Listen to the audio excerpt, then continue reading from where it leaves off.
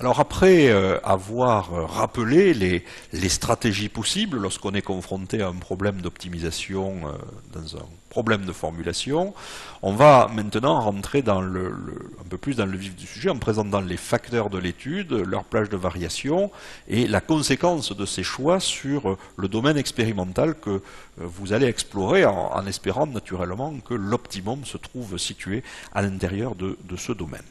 C'est ce que nous allons voir dans cette troisième séquence en présentant les facteurs. Nous avons dit dans la stratégie, dans l'étape consacrée à la stratégie, qu'il s'agissait de variables internes.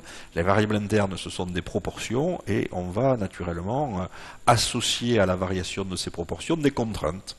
Et la conjonction de toutes ces contraintes, qui peuvent être implicites, individuelles, qui peuvent être relationnelles, qui peuvent être explicites, eh bien, ça va être un domaine expérimental. Ici, ce sera un simplex de hauteur égale à 6%, on va le voir, et naturellement, une fois que nous aurons défini le domaine expérimental, il faudra répondre à deux questions. Au sein de ce domaine expérimental, combien d'expériences doit-on faire et quel mélange doit-on réaliser? Voilà, c'est l'objet de cette troisième séquence.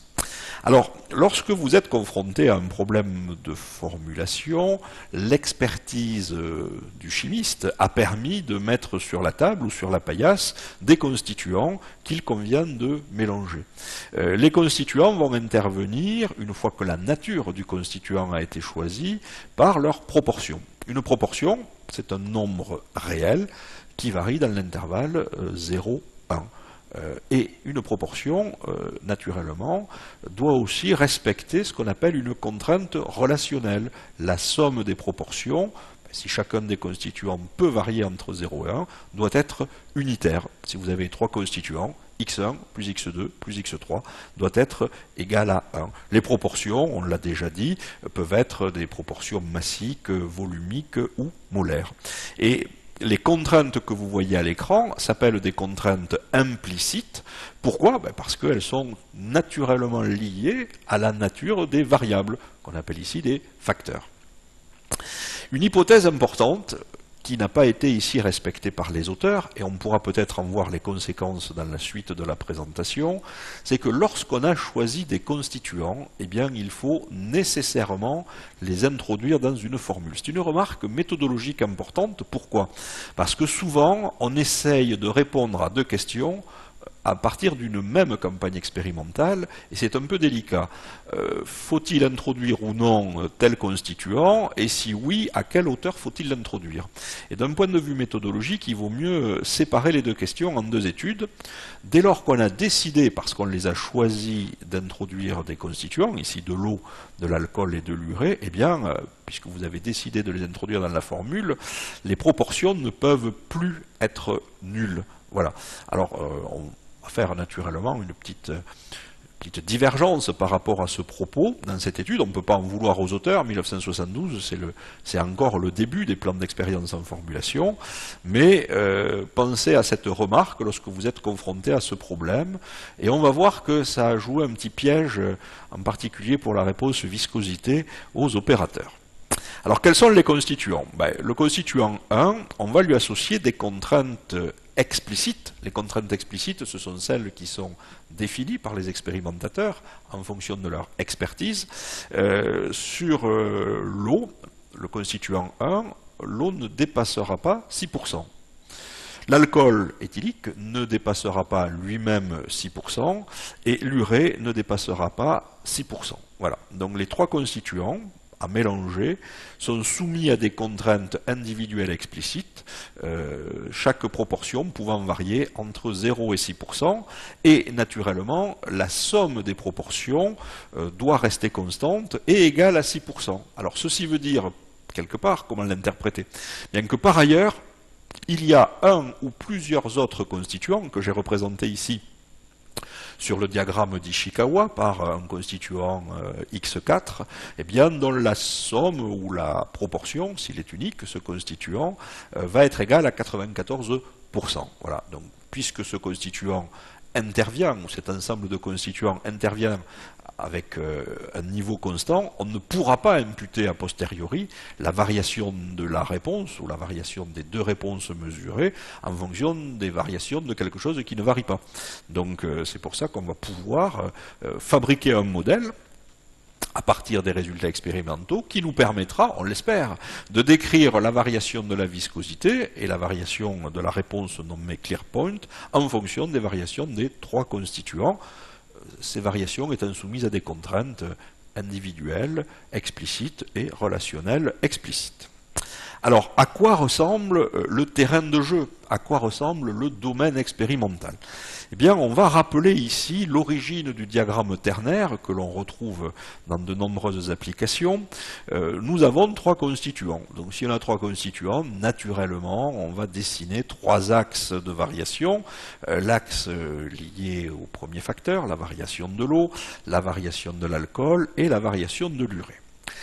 On a dit que les facteurs intervenaient par leur proportions, et sur les proportions, vous avez des contraintes implicites, 0 et 1. Vous ne pouvez pas mettre moins de 10% d'eau et 124% d'eau ou d'alcool.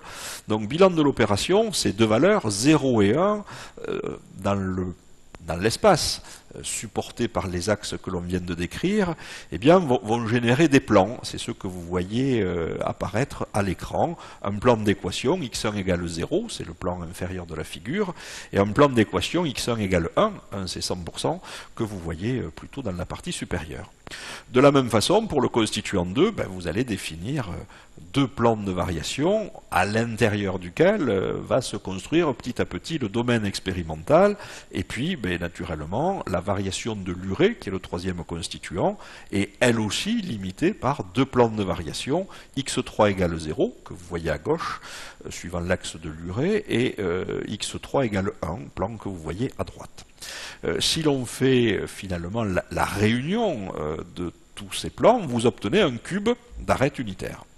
Alors ce cube d'arête unitaire est exclusivement défini à partir des contraintes individuelles implicites. Mais n'oubliez pas que les proportions des constituants doivent respecter une contrainte relationnelle. La somme des proportions doit être unitaire, x1 plus x2 plus x3 égale 1. Cette dernière équation, c'est une équation de plan.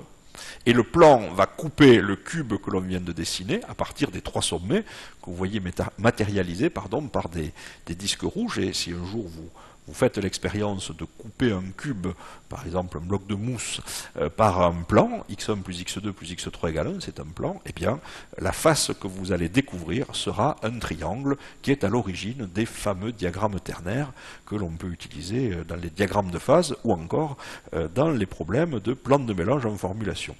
Donc ce diagramme, on le redresse dans un plan de lecture, c'est ce que vous voyez apparaître ici, et donc c'est dans ce diagramme ternaire que nous allons déposer des expériences en nombre nécessaire et suffisant pour fabriquer un modèle.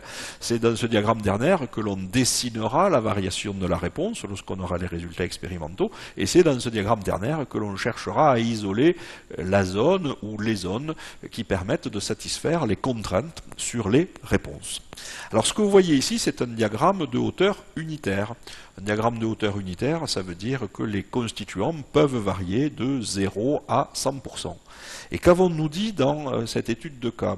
Les experts ont souhaité limiter la variation des constituants entre 0 et 6%. Donc on va réduire homothétiquement ce grand triangle équilatéral. La figure que vous voyez à l'écran, comme le rappelle le petit post-it qui vient d'apparaître, est un simplex. Un simplex, et c'est une figure géométrique non dégénérée, qui possède un sommet de plus que la dimension de l'espace qui le contient. En effet, la figure que vous voyez à l'écran est un triangle équilatéral, elle est contenue dans un plan. Un plan, c'est un espace de dimension 2, et dans cet espace de dimension 2, la figure possède 3 sommets. Lorsqu'on rencontrera dans d'autres études de cas des tétraèdres, bien vous avez là encore des simplexes, puisque dans un espace à 3 dimensions, vous avez une figure qui contient 4 sommets.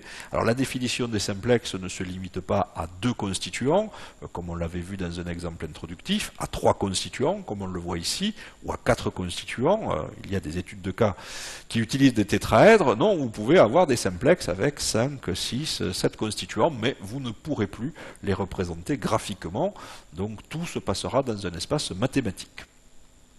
Alors, revenons à l'étude de cas proposée par les auteurs. Les proportions des constituants sont soumises à des contraintes dont on a déjà évoqué les valeurs. 0 ou 6%, la somme étant égale à 6%. C'est ce que vous voyez apparaître. Partant du grand triangle vert de hauteur unitaire, nous allons travailler dans un triangle équilatéral de hauteur réduite. Les sommets représentant respectivement 6% d'eau, 6% d'alcool et 6% d'urée. C'est ce que l'on voit ici. Donc notre domaine expérimental est caractérisé par quoi? Par 3 sommets, par 3 arêtes, par une face. Et il va falloir, dans la suite de cette présentation, répondre à 2 questions, et c'est un peu ça, l'esprit des plans de mélange et des plans d'expérience en général. Combien d'expériences doit-on faire? Ici, il s'agit de mélanges, et si on est capable de définir le nombre de mélanges à réaliser, eh bien, il faut les positionner de la meilleure façon possible dans le domaine expérimental. C'est la deuxième question que vous venez de voir apparaître.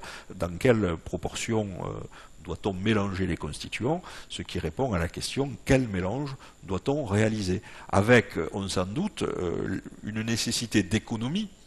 On ne va peut-être pas faire 5 000 ou 10 000 mélanges dans ce petit domaine. Encore, ce sont des nombres très élevés. On verra tout à l'heure, dans la conclusion, une utilisation d'un nombre aussi élevé de mélanges numériques. Mais lorsqu'on fait des mélanges expérimentaux, on est confronté à l'économie. Et donc on va devoir se limiter peut-être à une quinzaine, une vingtaine de mélanges. Et ces mélanges vont devoir, à défaut de savoir où est l'optimum, naturellement, couvrir le plus uniformément possible le domaine expérimental que vous venez de définir. Vous avez fait une hypothèse énorme. En choisissant les constituants et les contraintes, vous avez fait l'hypothèse que l'optimum se situe dans ce domaine. Et donc maintenant, on va partir à sa recherche. On va explorer le domaine expérimental avec un maillage que l'on va décrire dans les séquences qui vont suivre. Et lorsqu'on aura caractérisé chacun des mélanges de ce maillage, eh bien on cherchera, puisqu'on est dans le cadre d'une méthode indirecte, le meilleur modèle d'interpolation. C'est ce qui nous permettra de répondre aux 2 questions. Combien de mélanges doit-on réaliser et quel mélange va-t-on réaliser? Voilà. Nous avons fini avec la partie consacrée aux facteurs et au domaine expérimental, et on va donc aborder tout de suite la séquence suivante où nous allons parler des différentes formes canoniques des modèles polynomiaux qui ont été introduites en 1958 par Henri Scheffé et qui ont été complétées très utilement par Gorman et Hinman en 1962. Donc je vous donne rendez-vous tout de suite dans la séquence suivante consacrée à la forme générique des modèles utilisés lorsqu'on cherche à faire de l'optimisation dans un simplex. Donc à tout de suite.